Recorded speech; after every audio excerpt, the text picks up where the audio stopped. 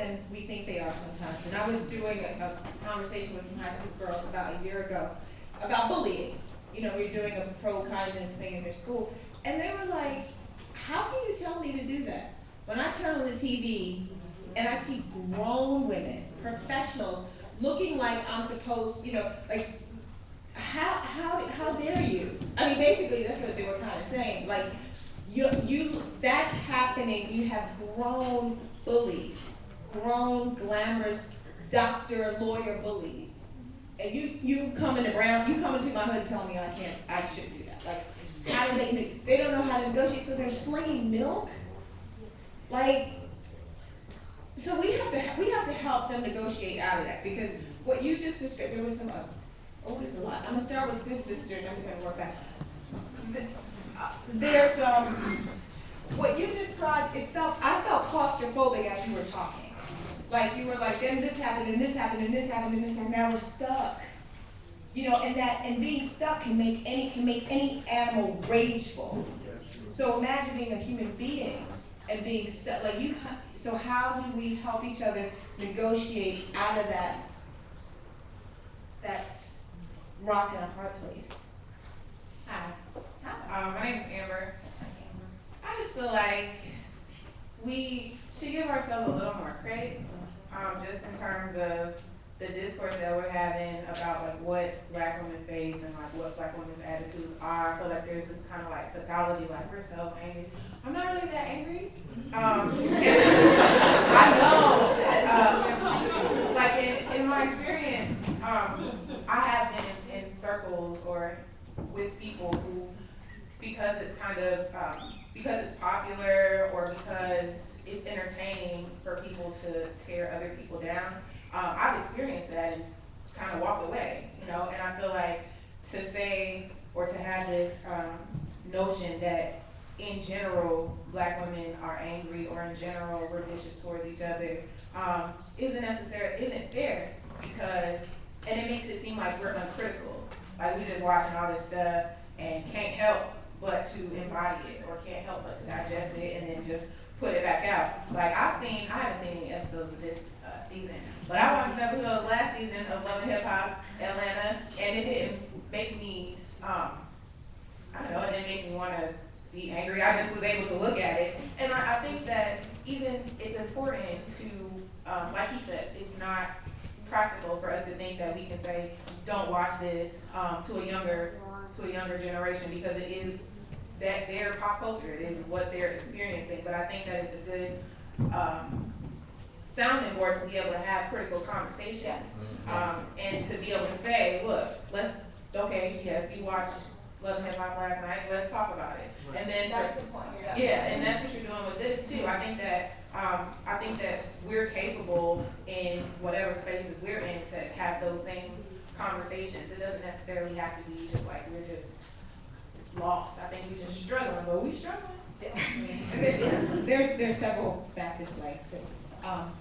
What you just said is, you know, you got to part of the solution, because what we're doing is really we're interrogating what's happening in the media. So be clear, I think a lot of people know that not all Black women are like that. But there's a particular interest in our pathology in the media, whether it's on television or Psychology Today. Just last year doing the study about Black women aren't attractive, like, and how unmarriable we are, and you know, there's a real interest in our pathology. And so what is important to have critical conversations so that we aren't complicit with it, and also that we don't participate in it. And for those of us who are blessed and privileged and safe, like you, how do then we go get a sister that's not?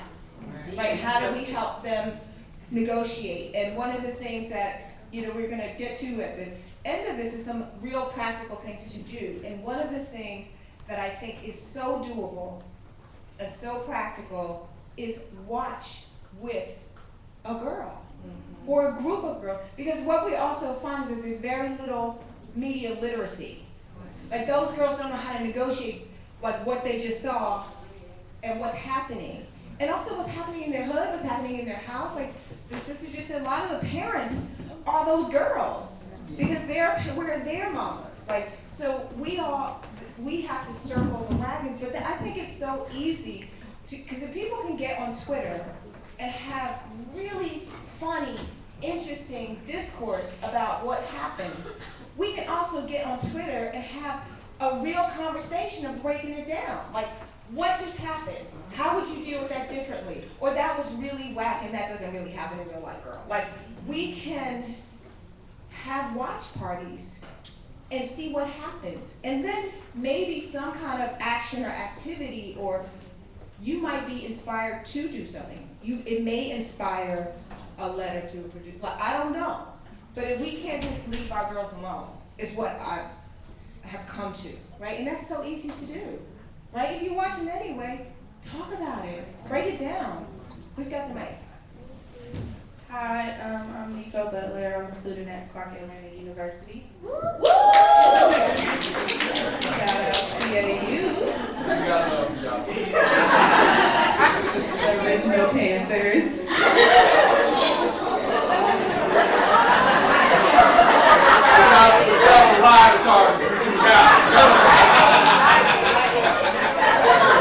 Enough shade, enough shade. Enough shade. As long as we're all in school, that's all. That's right.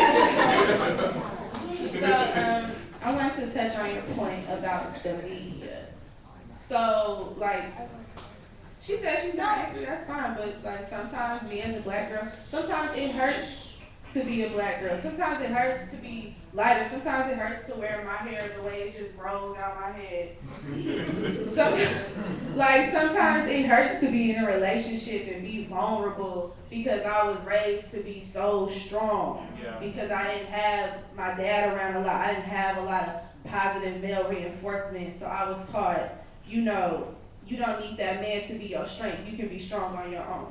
But sometimes maybe I don't want to be so strong. Sometimes I want to lean. Sometimes I want to lay back. So in relation to the media, I watch these shows and I see these people arguing and I see these girls going at each other's necks about these men who really aren't worth nothing. And I can watch it and it makes me angry because I sat there and I watched the same thing happen in my family. I watched my mom argue. I watched my cousins argue.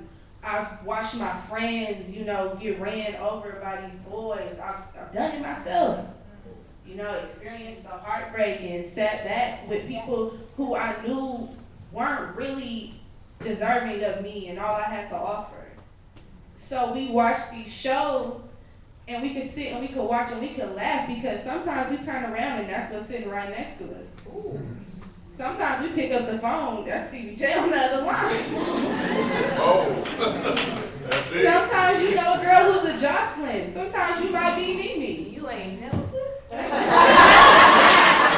And you're in these situations and even though you're watching on TV and you're laughing because it's so dramatic and it's so drawn out, you internalize it and it hurts sometimes. Because you like, damn, that's me. I've been there before. I've seen that before. And if I could sit here and look at it, I don't want to digest that no more. I don't want that to be a part of me no more. You know, like she says, we came from such great women before us, but you know, we're forever going to make mistakes. Like I came from Oakland, California, home of the Black Panther Party. I'm so like in love with these strong, beautiful women adorned in their all black with their fros and their fists up, and they're beautiful and they're strong. And they're giving life, you know, they're emitting everything I want to be as a Because woman. they're not perfect. Exactly. They weren't perfect. They were human. That's right. Yes. And I think part of what is what can be appealing too is you just so thank you, sister, for your honesty. But I think what is also very difficult for Black women is we're often not allowed our humanity. We either have to be perfect or we're just ratchet. Like, there's nowhere in between. And there's a little bit of Angela and there's a little bit of Jocelyn in all of us. And I feel like when we're not allowed to be complicated, when we're not allowed to be turned up, when we're not allowed to be prayerful, when we're not allowed to be all these things that we are. And, you know, I have a few white friends. I do. But of all the women that I know, My sisters have the most beautiful complexity of any, and when that is disallowed or made to be shameful or guilty, because I feel like these sisters are just really triggering our anger in a way that I think is out of balance and unhealthy, but there's something that everyone can relate to for, you know, you just said it. But I think that it's also important when we look at our historical figures, when we look at, you know, Rose, that nobody has a perfect life. And when we trap ourselves, because then we'll feel guilty about not being Rosa Parks. Like there's no way to win. So, but you're healing right now. All right. Like you've already started, and you got a girlfriend, and she's got a girlfriend, and you got a girlfriend. That's how it can go down. And I'm really proud of you. Thank you for that.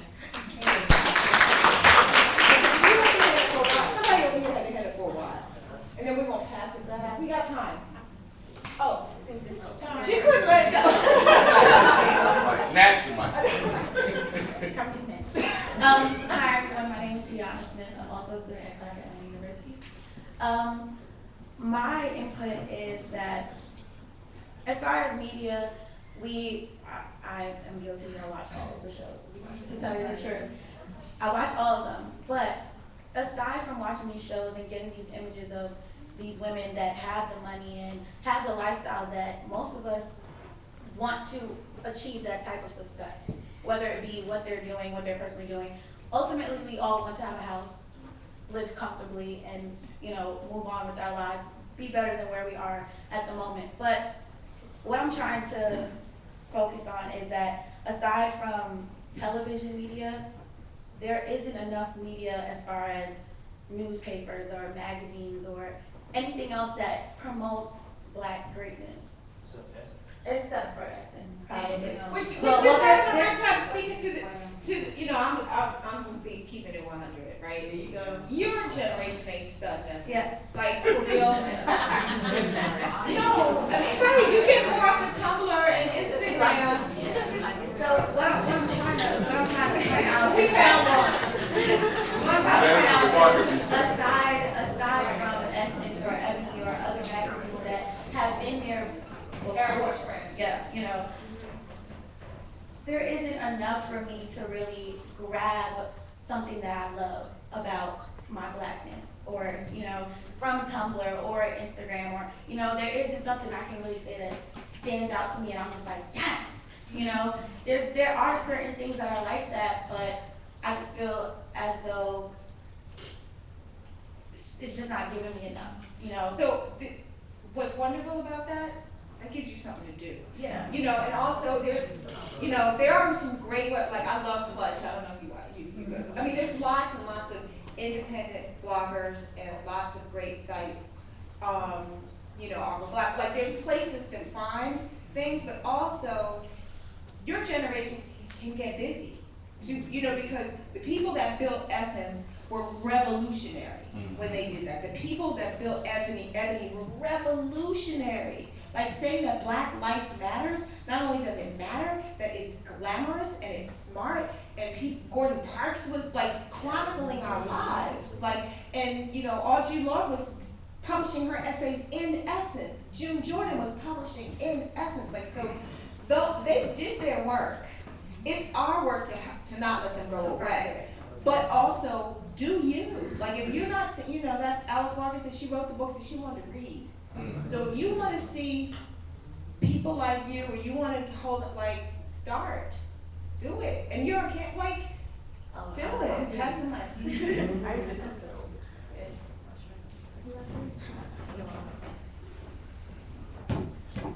Hey everyone. Hey. I know I look like a baby, but I'm closer to 30 than y'all think, and I'm an administrator at Clark. And I'm listening to what everyone is saying, and this is my best friend Brittany. We've been best friends since college.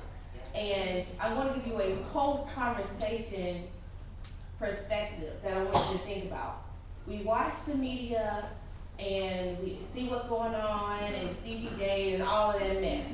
Because that's really what it is if you're not going back and having raw conversations. One thing that we always talk about is no one's having raw conversations. I'm not talking about, oh, let's do 100 and all this. No. When someone can tell you like it is and pull your ass to the carpet and you take it and you swallow it, but then you reflect on what it is, a guy that I'm dating now, he said something to me and I couldn't even be upset. He was like, you know, I showed my ass and he was like, you know, you really have a fit. I was like, hey, you know, but I had to be woman enough to say, you know what, I did have a ratchet moment. Right. You know, like, and I couldn't even get him that, you know, you don't know who you talking about, blah, blah, blah. No, I had to really sit there and take it. And not too many of us are real with each other. Because you have a friend, and I don't know how to say this without being candid, but there are women here, and there are women, and this may be you, but you will give up yourself quicker than you will give up who you are to be in a relationship. And then you wondering why it does not work. Yeah.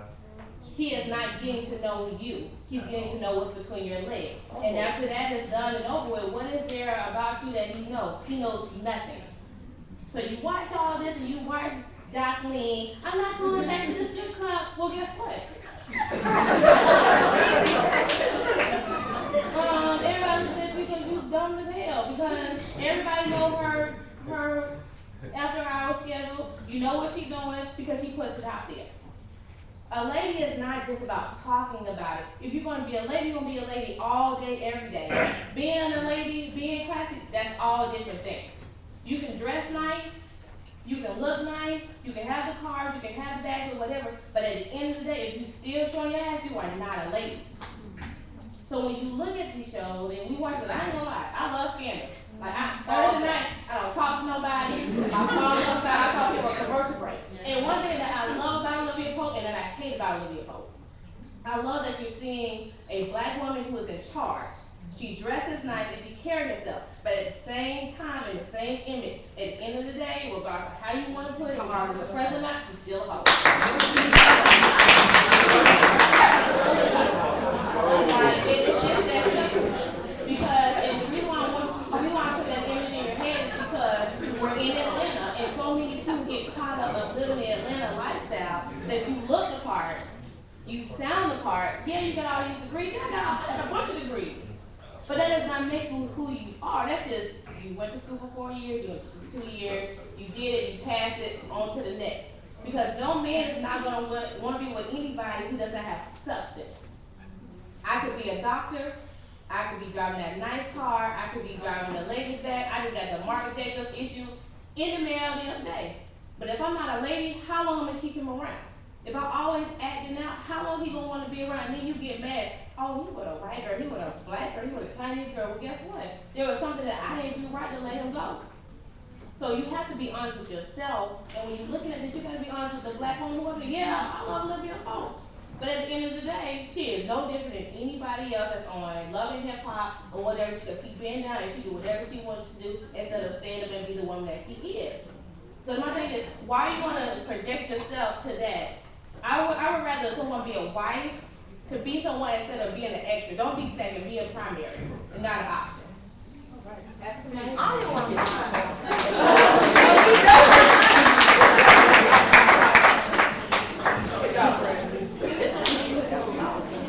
Hi, my name is Lauren. I'm a graduate student here at Georgia State in the African American Studies Department. I think this conversation is starting to become very male-centric, and that's problematic for me. Right. And if you know me, you know that I don't talk about just one half of the community. I think the community is a whole, and so I think that it would be very disappointing if we had this entire conversation surrounded about black women without talking about black men as well. And so what I want to say is that there are a lot of black women dealing with CDJs. And, you know, and the Peters and whomever else are on the show, they're raising their children by themselves, no child support, no help. And so I think a lot of that anger that they're dealing with is for a reason. You know, let's just be real about it. And also they're growing up in homes where they have no protection. And so it's just their mother and them, and they have to learn how to be tough and be strong. So then you tell a black woman who's grown up this way, seeing this, now you need to be soft. Well, that's not really fair. So let's talk Is it about about being soft, or is it about me turning that anger against you, who has no power in helping? Like, when I need you the most, like, I have a daughter, and I call myself an unmarried parent, because I wasn't single, my man was, her dad was there with me. Howsoever, it was my girls that really took me through. So he was 100% a parent, but let's just say he wasn't. Me being angry at you as my sister doesn't put food on the table. It just separates me from my village. So I just wanted to intersect that in there. It's like this is, the anger is real, but what I'm interested in interrogating is why we're turning it on each other. Well, I think, and this is something that I appreciate the comment that you made, because from what I have seen in my circles, there's a lot of sisterhood. I know that's not happening everywhere, but I think, and my mother was a divorced single mother, my father didn't help at all, and so she had like a network of friends who were also either divorced or single, and they helped each other out, they watched each other's kids, so I grew up seeing that. So for me, sisterhood is very powerful and very important in my life, but I know that's not the case for everybody, and I think maybe there's this, we've been given this idea that black men are scarce, and so there's this competition for this resource, which is black men. And I think that a lot of women are dealing with that, and so that's why you have, a Stevie J who has, 2-3 women fighting over him when he's a piece of nothing, and, but it's like, but because he's got children with them, they all want a piece of him, or whatever the case may be. I don't watch that particular show, but I've heard about it. But so I think that you have this competition for this scarce resource, which is black men, and that's driving, I think, a lot of this anger, a lot of this competition, a lot of this pain. So I think that when we talk about this, we have to also talk about the community as a whole and what's going on the ground in real life. And I also want to say that we also need to look at ourselves as parents, and I'm a social scientist, so I kind of, I look at studies, and the CDC releases a report every year on youth behavior. And what it found was that for white kids, bullying is a bigger issue than physical altercation. For black kids, it's the reverse. Yeah. So black children are more likely to have either witnessed a physical fight or been involved in one. And that's out of black, Hispanic, and white kids. Black kids are the most likely. So where is this coming from? Where black children are engaging each other this way and thinking that this is appropriate to address each other physically?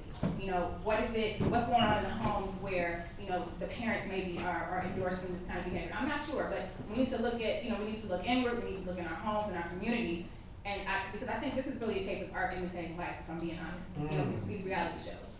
Can you? There's a doctor in the house. And I see all the hands here. They're going to move up, but I'd love for you to. Thank you so much. I'm Dr. Dia, and hey, I'm the developer of Hype, Healing Young People Through Empowerment, which uses rap music as therapy. So I was feeling everything when the conversation was going in the direction of using media as a tool, because that's everything. But what I wanted to comment on is we talk about self-esteem, but rarely do we talk about self-concept. Self-esteem is like feeling good about yourself. Because we look at numbers and data, black kids tend to have higher self-esteem than everybody. But what is it based in? Self-concept is a different idea. Self-concept is who I am in my core. When you strip away how good I am in basketball, you take away my J's, my rapping skills, who am I at my core? Who does society say I am at my core? Who does my family say that I am at my core?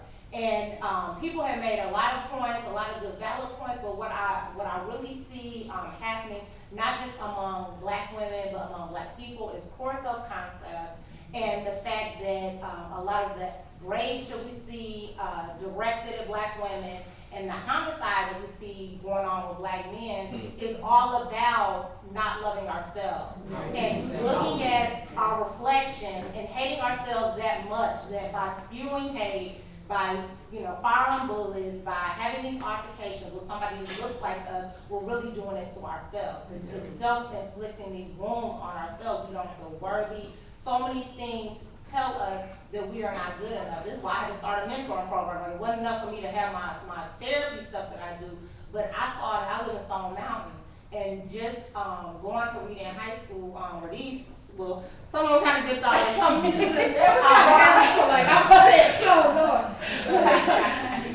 So when I went there and I saw what was going on, I'm like, I need to personally do something myself. And that moment is when I stopped watching reality TV, because it was doing something to me. Like, it was doing something to the way I thought about life. And in the time when I became deliberate about that and when my intention was that, my sisterhood started flourishing. Like at this moment in my life, That's it women, right there. yeah, That's it women right there. in my life are everything. Like even me learning about this wonderful summit is because of my sisters. You know, everything with my career is my sisters, but I had to get intentional about it. And nothing in the media is going to tell us that. You know, it's not really to their benefit to tell us that, but it's what we do as individuals. So if you are not speaking to teenagers or young adults in your community, then that's on you. We can boycott anything under the sun, but this behavior will continue. Even if the shows are not on the air, I know people in my community that will continue this behavior. And so it is on us to be proactive, to balance it out, because these girls will never see, I don't even know who the characters are, so I'm watching. They don't see them, but they see me. They see their neighbors, they see their family, so it is on us. We are the greater influence, and the same I feel for rap artists. You know what I'm saying? We are greater influences than any artists that our kids see on TV. And if we give away our power, then we can't be mad at what we see. It's on us to claim our power and our voice. Thank you. This idea of self-love, you know, you hear that a lot. And particularly when people are talking to young girls, they were like, you know, you just gotta love yourself, girl. Like, but how? You know, we were saying last night, like, nobody wakes up and goes, you know, I want to feel like a hoe today. You know, today I made a conscious decision to hate myself and screw up. Like, self-love is a practice. And we have to, you know, those of us who are strong, have to model it and reflect each other and help each other. Because you're so, like, you know, I posted this on Twitter. I was like, you know, I've had a really blessed career. I've done some great things. I've been to some amazing places. And at every turn, there was a black woman lifting me up. For real. And so, you know, we also can get into this channel, like, we don't help each other. We have to tell our stories, because that's really, we are our stories. And what's happening on these shows, and people just telling their stories, and they're telling the same story over and over again, so that becomes the narrative that we're buying into. But this idea of loving ourselves, like, that's the work of every human being, right? But our history has put us in a, you know, our starting line is different. But thank you for that distinction between self-esteem and self-concept. That's critical. Hello everybody, my name is Tamika Flowers. I'm the founder of a youth organization mentoring youth development called Hip Hop for Life. Awesome. Shayla's one of my students, former student, she's not Emory. And what I wanted to say is we have to be very careful when we're having this conversation, this dialogue, to not pass judgment, too much judgment on people, because you never know their story. Sis, I was with you right until you called Olivia Pope a hoe, because at the end of the day, we have to be careful with name calling. You know, we're here about lifting each other up, and yes, people do certain things, and we don't know their story. You can have a young girl who's in a high school who's having sex with any boy that she can. What you may not know is that her dad is molesting her, and the only way she knows how to get attention is by having sex. So we have to be really careful about passing name calling and passing judgment as a way to talk about how we can uplift each other. Instead, focus the conversation on what we can do to start helping these young ladies have positive decision making, positive self-concept and self-esteem, and really start helping them to make the appropriate decisions in order to be more empowered and be successful. To my young ladies, you guys are amazing. I'm just sitting here like watching you stand up and speak. Don't leave here and let this be the end of it. Take this back to your schools, Clark, Emory, Spelman, wherever you go. Start dialogue. Start small. Where I'm sorry? Kennesaw. It starts small, but that dialogue is viral. So if you start with just a group of 5 people, the next one could be 10, 15. Maybe there could be chapters of Very Ratchet in colleges where the young ladies can spearhead it for you and have this conversation when you physically can't be present. And then the women who are here that are not in college, volunteer your time to work with these young ladies to make this happen. You know, before we all leave here, we should all come together and figure out how we can pass this message along beyond just in this auditorium. So young ladies, do that. Have it on your college campuses, and I'm college you. Have it on your college campuses, and women, be here to support our young sisters to make this dialogue happen at their schools. Can you pass back to, one of the things that I said very early on, and I need to keep this up front, is particularly in this space, I want this to be a safe space when we have these conversations. So part of it is, you know, all of us having, openness and acceptance to all of our varying degrees of how we see things, right? And again, I don't want to get into policing black girl behavior. This was very difficult for me to make this conversation public because of that. Because it can very easily become a class thing, or those are just those college girls, or those are just the country granola girls, or, you know, whatever that this is. No, that really came up when I was doing, years ago when we did Take Back the Music, and it started at Spelman, and that's really where my image activism started. It was right here in Atlanta, right at Spelman. I was an editor, and I'm a fashion girl, so that's why I wanted to shoot the bags. Like, you know, there's certain things I'm obsessed on, but I started my work through, you know, as a fashion editor, and I wrote about culture and other things. But when we were at Essence, and we saw what when the Spelman girls challenged Nellie to come and have a conversation with them. Like, if you want us to host a bone marrow drive, you have to have a conversation with us about tip drill, right? We were inspired by that. Grown women in offices in New York go, you know, if they have the courage to say that, we can wrap our arms around them. So we started having this conversation, and at that point is when I sort of was able to identify what I am, which is an image activist.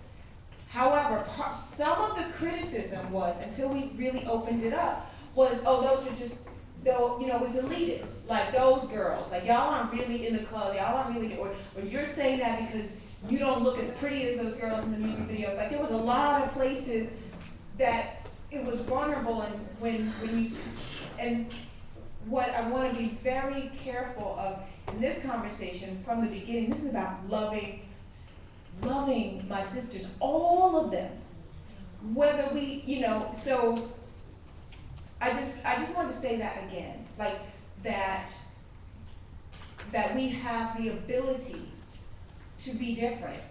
We have the ability to have different points of view. We have the ability to come from different places and have different vocabulary, right? But still love each other. I believe that. I believe that we can respect each other and still be different, and still come from. We have different sources. We have different levels of care and education and all of that. And I want to help encourage us to be excited by our differences, you know, and be not just tolerant, but like, that's cool. That's cool that she comes, you know, and it's cool that everybody, like so many of you are students and graduate students, that is so fly. I wish more of our girls saw more of you, like real, for real, for real. You know, but that doesn't, no, it is. I mean, there was, like, I've said that on my Facebook, like last night there were like about 10 y'all maybe at the club, and everyone was so cool and beautiful and articulate and complicated and funny and imperfect and fly. And I was just like, I really do wish more of you, like more girls knew that girls like you were real. You know, because what's real is that there are some girls that live in households and it's violent all the time. They live in violent projects, they go to violent schools, you know, there's no books in their house. So but they can turn on the TV. And those are our sisters too, right? So in this space, every time, like, I'm gonna say some stuff that's perfect. You know, I've been on Stevie J all day. Like, so I just want to be extra careful that I don't make this about, okay, this is the right way to behave, this is the wrong way to behave, and here's the moral compass, and everybody's got to be in the same place with it, right? That we all, because that again starts to reduce our humanity. So that means we can't be different, and we constantly put, you know. And I also want to be very conscious that we've been also in a very heteronormative conversation. Yeah. And that's because most of these shows are, you know, hetero, but I also want to be sensitive that we also almost always put things in sort of male and heteronormative narratives, and that cuts out other sisters. And so I just want to be really clear about that piece too, because you know, this is important and this impacts all of us, and I want everyone here to feel safe, and that if they say something and they have a view that I may not agree with, or the way that you said it, that I'm still loving you and it's still cool, and I can probably learn. I might maybe even learn something, and if I didn't, I can leave it alone, but I'm not gonna, you know, whatever. There's this assistant, I see you. Good evening, I'm Erica, and I work in academia. I counsel young women all day, and I just see a couple things going on that I'm going to make points really quickly, or at least I'm going to attempt to. Number one was a good transition. I was going to say that it looks like it's bringing back the class system to a degree, because my goal is I'm supposed to get students in graduate school, jobs, things like that. And so I talk about global education, I talk about diversity as an ideology. And one of the things that I talk about when they are speaking to diversity in their personal statement is to show diversity this way.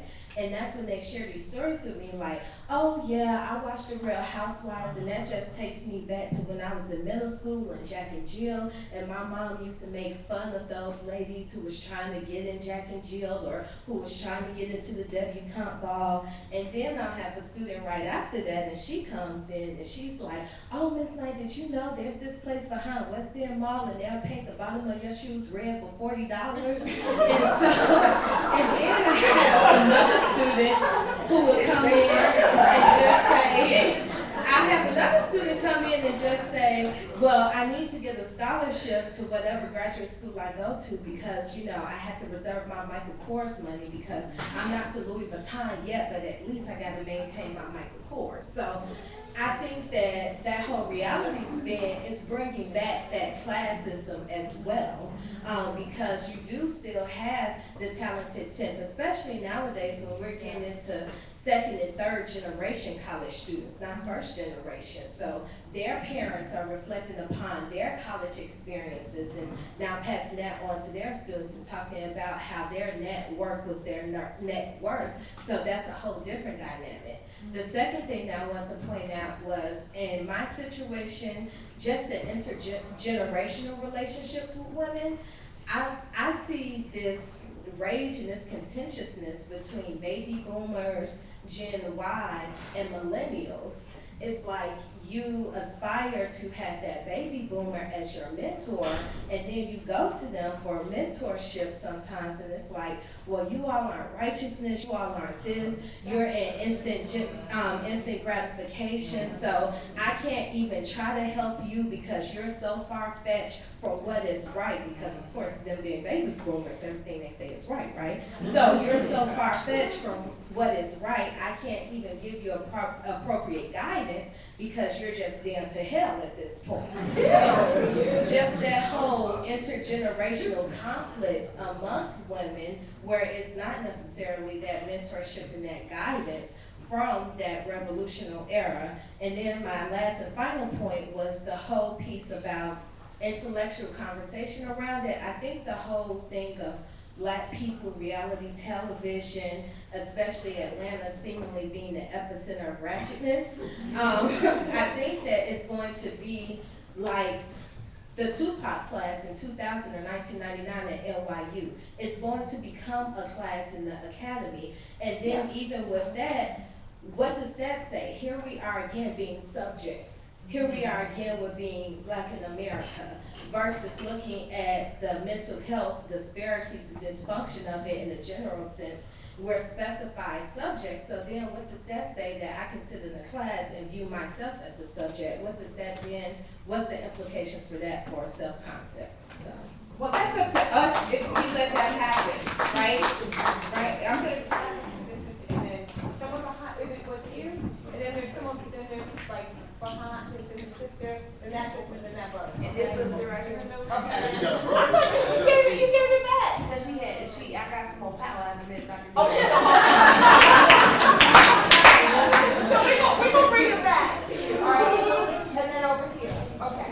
So I'm Dr. Cecily Harlow, faculty in African American Studies here, and I'm standing up because my students haven't answered, right? I'm but I'm really so glad that you're here and that you brought this conversation here. And I think I really think that you tapped into something really brilliant and amazing, even with the concept of image activism. I've never heard that before, but I really feel like, and then the turn of the conversation has come to so many things to say, but I really think that there's an answer in this concept of image activism.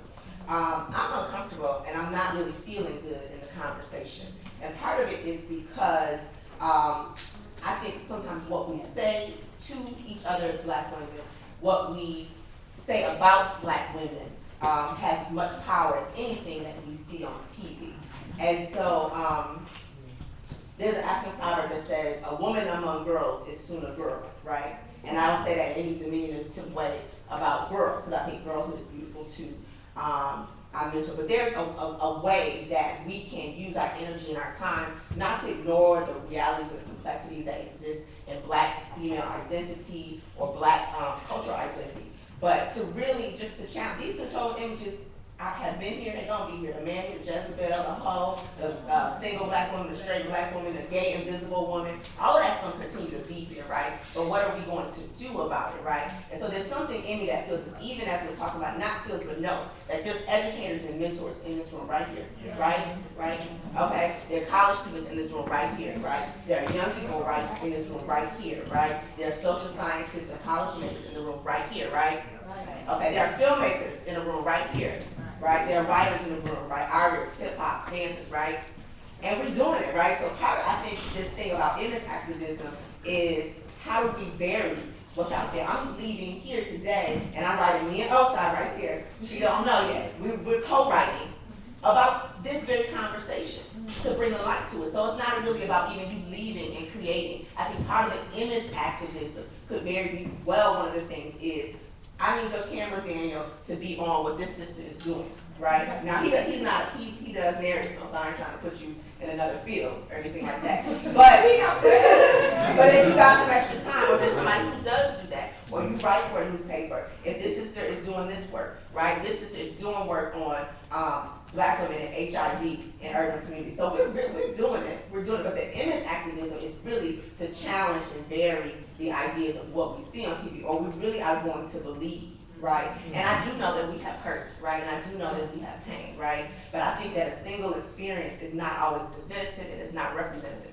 And if you have 20, it's not always definitive and representative. It just means begin again to get to those spaces where you can have healthy relationships, sister circles, I'm blessed, so I'm biased, right? I just love women in more ways than one.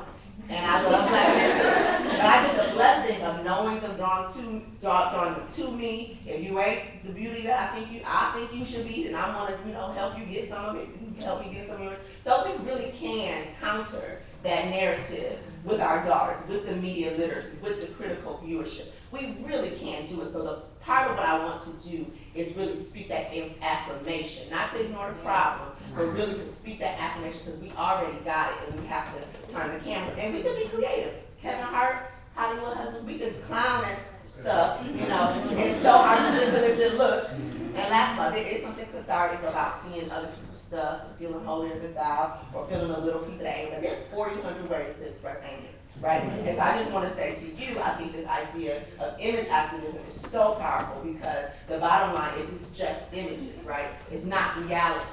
But we can actually shape, I've never heard that before. I think we can really shape activism around really getting attention to and turning to just some beautiful. We don't gotta go back to Ella Baker and Rosa Parks. She right there, she right there, she right there. It's a mother, married mother, writing scholarship about mothers. Come on now, we're doing it, right? This brother sitting in class with a feminist teacher all the time, and he ain't dropped out yet, you know what I'm saying? So we're doing it, we're doing it. And so I really want to just turn the conversation, not to take away from the complexities, but for us to really, as Black people, we do the work, right? We do the work. And so if we have problems, if we have struggles, if we have flaws, we really have to figure out how to balance it, how to celebrate ourselves 3 times as much as we critique. Or we're going to keep doing the bad damage, and we're going to feel like crap. I don't want to feel like that. So that's, Thank you.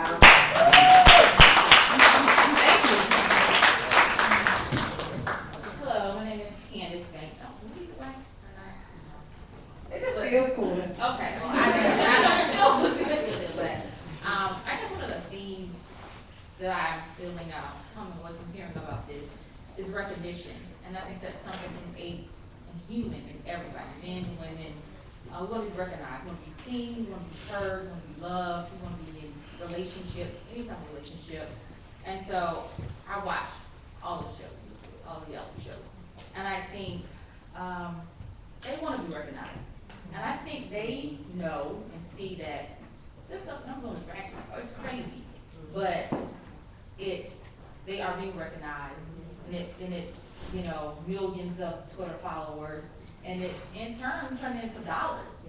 You know, people are getting paid. You know, so whether, you know, some people are getting a lot of money for appearances, but some of them aren't. And so it is their career now. And where Justin has not been heard or seen otherwise, she is now. I know her name, you know her name. So it's that recognition for them. So just to think about that. And even when the brother was talking about, well, we talk about anger in Black women, we want to be recognized. And so when you say you're out to dinner with a young lady and, you know, maybe the waitress did not recognize her, and in that non-recognition, she may have felt some disrespect. And so she lashed out. So, I mean, to me, it's just recognition. It's recognition. You want to be seen, you want to be heard, and how that transpires, whether we're on television, reality, whether we act out, we want to be recognized.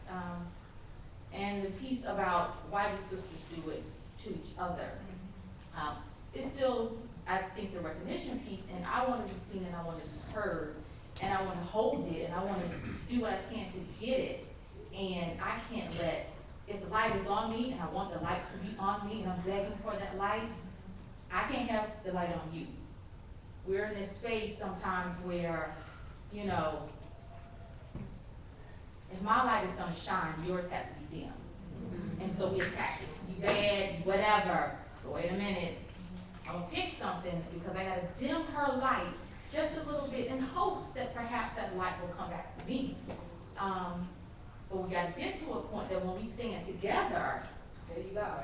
It's brighter. It's brighter. It's brighter. So that's my point. That's it. That's my point.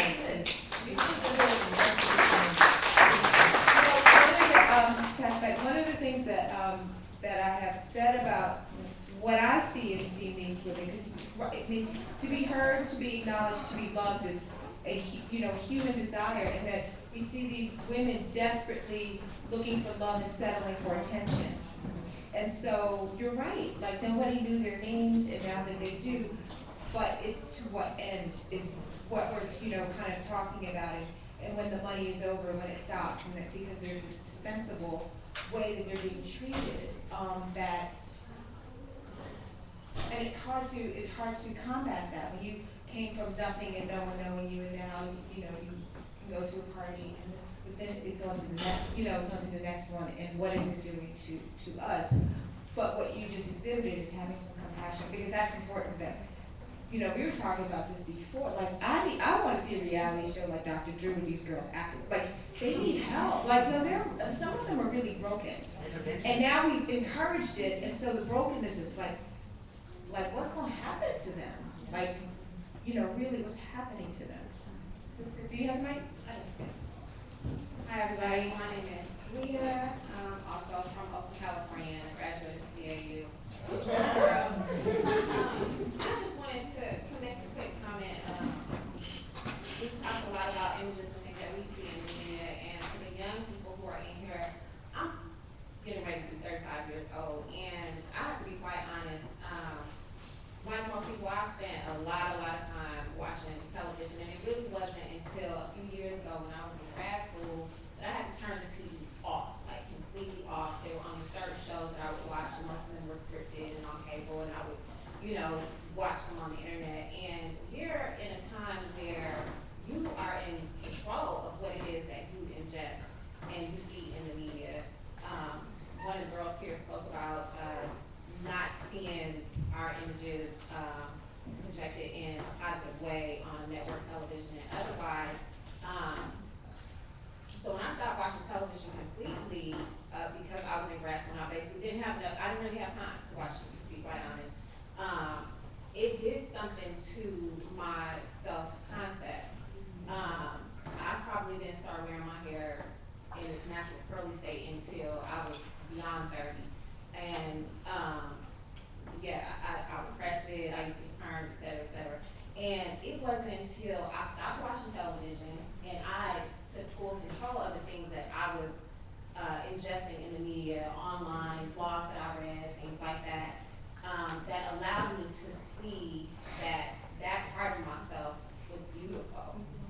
I come from California where, you know, the mixed girls and the, you know, the long straight hair and all that was like the standard of beauty, and that's all that I saw, you know, for all this time. And it wasn't until I really became an adult that I got to get into myself and see, you know, this is what's going out of my head, this is what it is, and this is what it's gonna be all the time.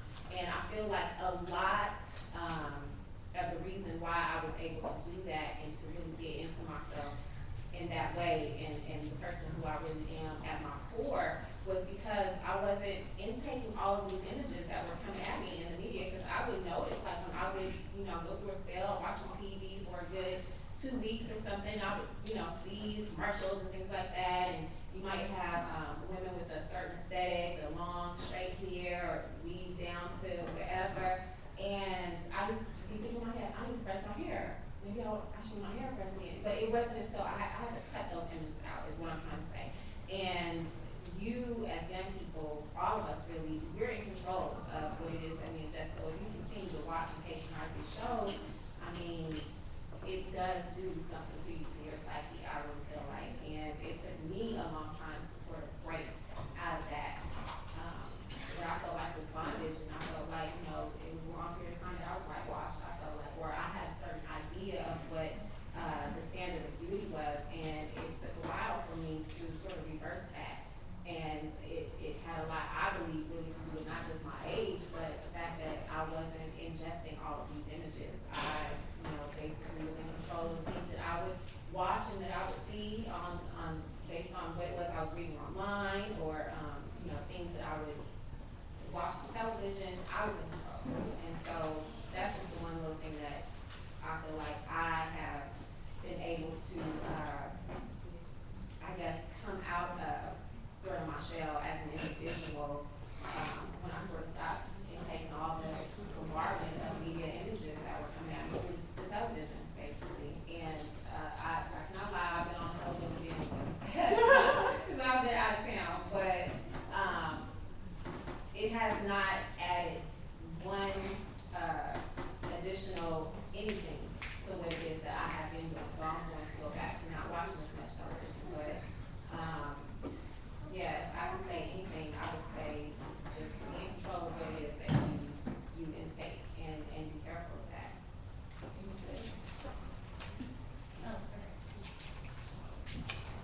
Hi guys, my name is Tammy and I'm a junior at River State. And you basically touched on something that has to do with self-love.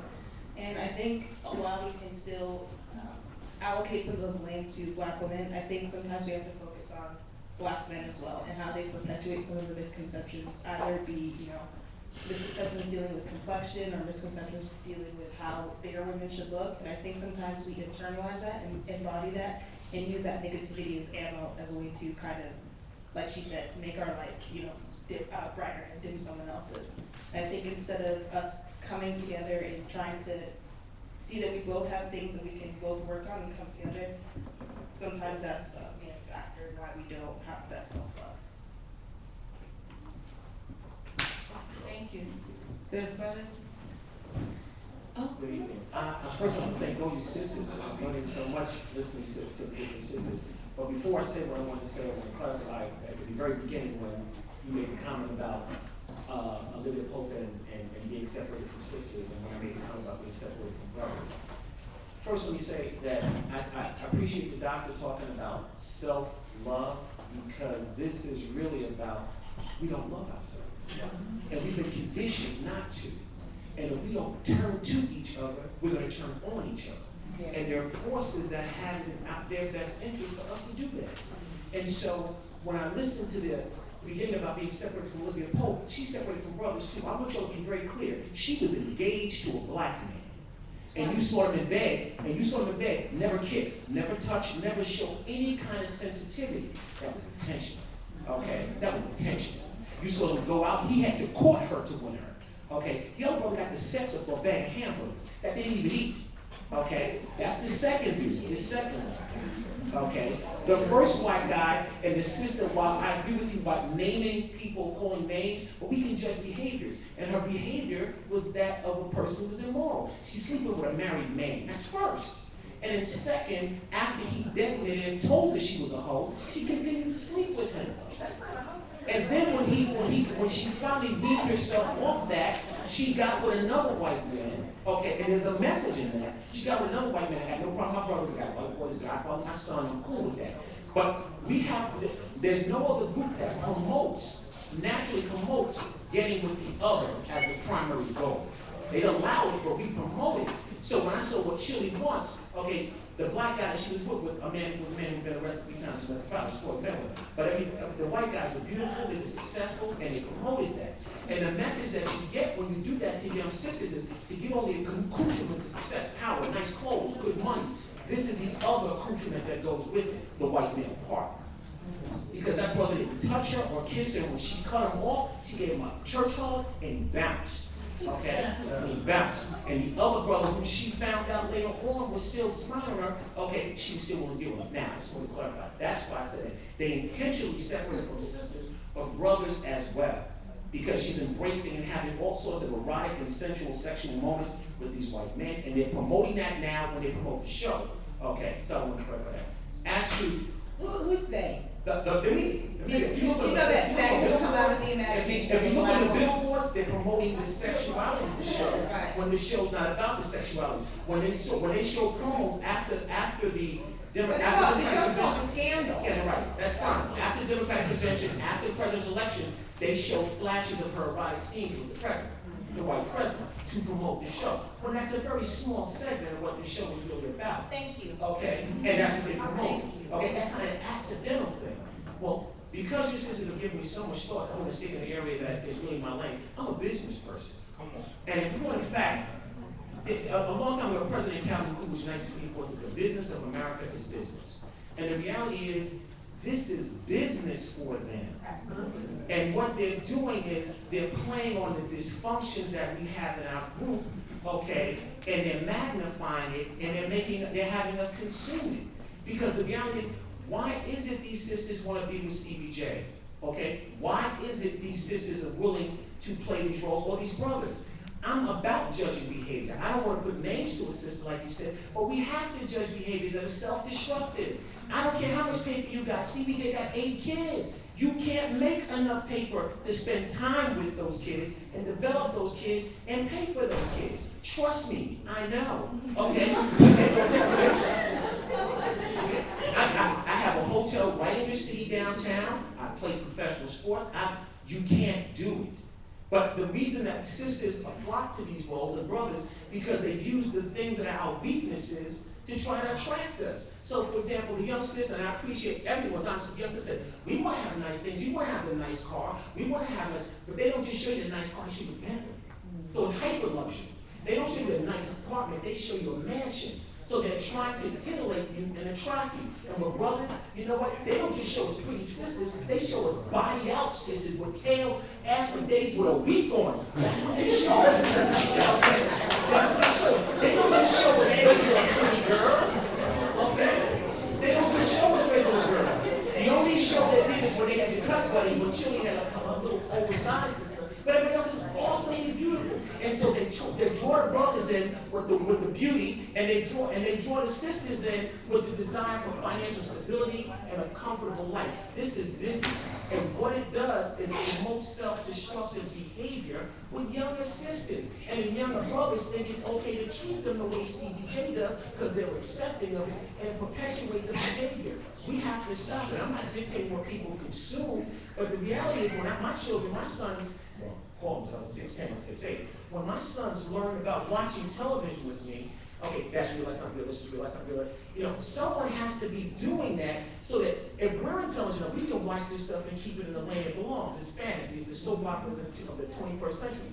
But most people are not doing that in our community. So the conversations y'all were talking about having when you leave here, challenge your girls when they get together and say that was nonsense. It was funny, but it was nonsense.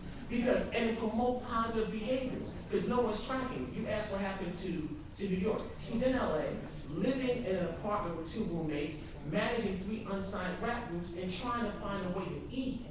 And the reality is we don't follow that part of the story, because all that has to happen is, just like when I play ball, if one person makes it, we all think we're going to be that person. So Kim Kardashian gets to do, okay, and so now that's the fast track to financial stability, okay? You know, we don't talk about the ones who didn't get approved. Or you have Lawrence Fishburne, who's been working as an actor since he was 8 years old, who's successful, whose daughter says she wants to be in a porno because that's the fast track to money and success like Kim Kardashian. But you got Felicia Rashad's daughter, who's nominated today for a Tony, who's grew up the right way. And so we have to we're making choices, but we're not analyzing it, we're not condemning self-destructive behavior. It's not, I'm careful about being the moral police too, but it's self-destructive behavior because you know, one brother with 6 kids don't work. 6 sisters going to child support court. Go down to family court. It's just us. Okay, 6 sisters, okay, with no brother support them doesn't work. So even if you don't want to judge it, I don't care if you're Muslim, whatever your spirituality is, do that. But you can look at empirical evidence of what's good behavior and bad behavior. We gotta stop doing that. And we gotta start checking this stuff.